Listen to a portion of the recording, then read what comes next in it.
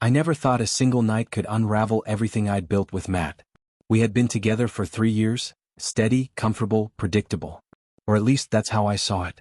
He was the kind of guy who made promises without realizing how much weight they carried, and I suppose I was looking for something different, something that made me feel alive again.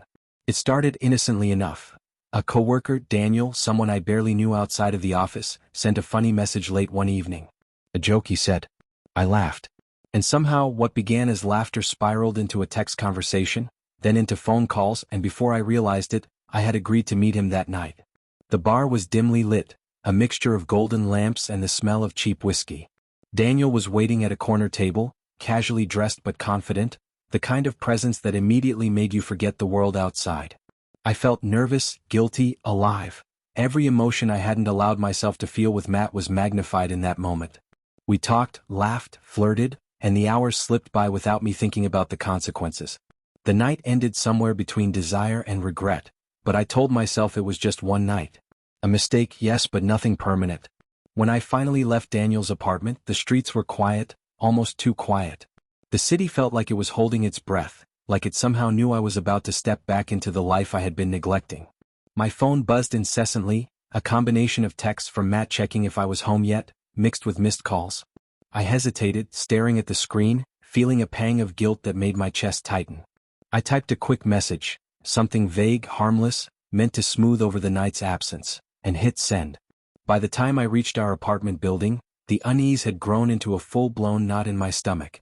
The front door was unlocked, slightly ajar. I pushed it open slowly, half expecting Matt to jump out, joke about how late I was, or scold me in that familiar, exasperated way he sometimes did. But the apartment was silent. Too silent. My heart started to race as I called his name, lightly at first, then louder, almost desperate. There was no reply. No rustling of his shoes, no clatter from the kitchen. Nothing but the eerie quiet of an empty apartment. It was then I noticed it. His phone, lying on the counter, screen cracked but buzzing with notifications. A sticky note beside it read simply, "I can't do this anymore." My stomach dropped. Every step I had taken that night suddenly felt like a stone added to the weight in my chest. I sank onto the couch, trembling, unable to process how one night, one reckless, fleeting night, had led to this.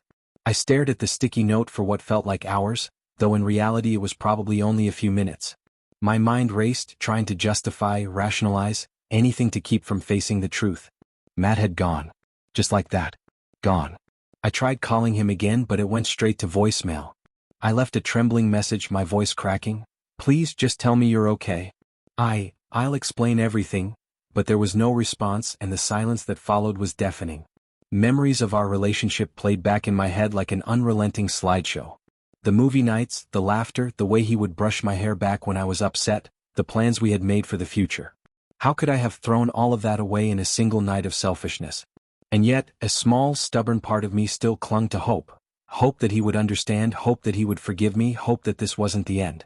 I checked the apartment again, hoping against hope that maybe he had just gone to the store or taken a walk, that this note was some cruel joke. But the emptiness of the space told me otherwise. His toothbrush wasn't in the bathroom. His side of the bed looked untouched that morning. The reality of the situation hit me harder than any hangover could. I had spent the night with another man, and now the person I loved most had disappeared from my life entirely. The guilt was suffocating. I could feel it pressing against my chest, constricting every breath. I wanted to call Daniel, to confess, to seek some twisted comfort in his presence, but even the thought of talking to him now made me feel hollow. I didn't want sympathy, I wanted Matt.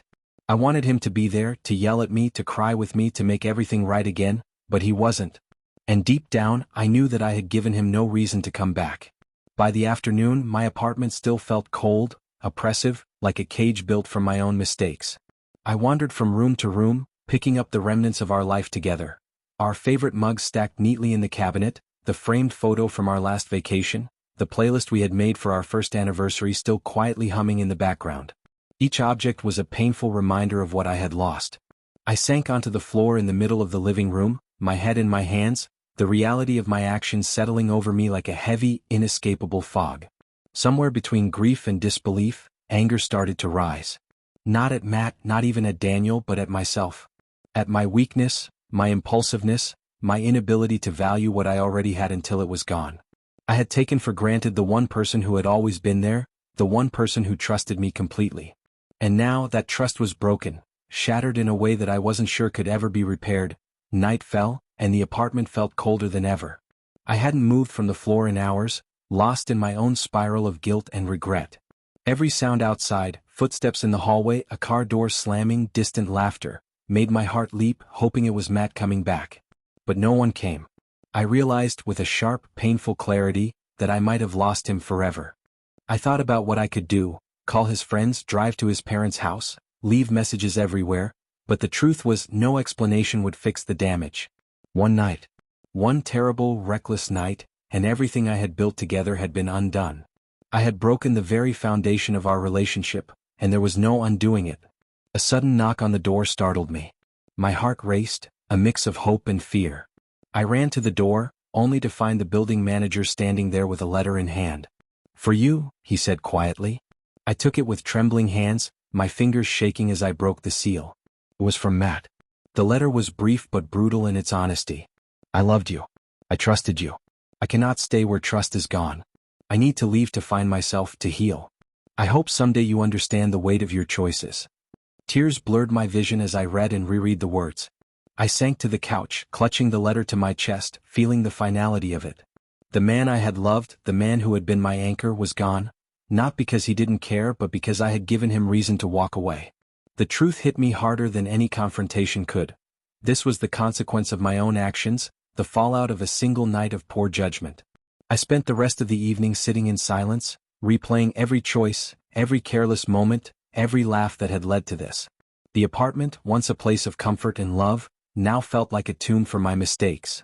And yet, in the midst of despair, a small, stubborn voice inside me whispered a harsh but necessary truth. I had to live with this. I had to face the consequences, bear the guilt, and learn from it, or risk repeating it.